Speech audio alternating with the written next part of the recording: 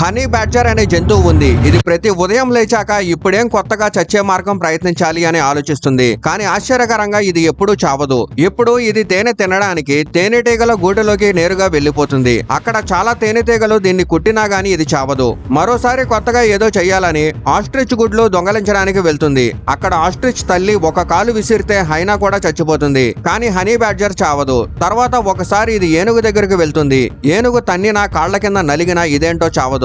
మరణం నోట్లో నుంచి బయటపడిన తర్వాత కూడా దీని సరదా తగ్గదు. ఇది సింహాల గుంపుతోనే పంచాయతీకి వెళ్తుంది. అక్కడ అడవిరాజు సింహం కూడా దీని మీద ఏమి చేయలేడు. ఇంకా 3 చిరుతలతో కొట్లాడినా చావదు. అడవిలో నడుస్తూ ఉండగా ఇది అడవి కుక్కల గుంపుకి కనిపిస్తుంది. 10 కుక్కలు ఒకేసారి దాడి చేసిన హనీ బ్యాడ్జర్ ను ఎవరూ చంపలేరు. తర్వాత ఆకలిగా అనిపిస్తే ఇది విషపూరితమైన స్కార్పియన్ ను తింటుంది.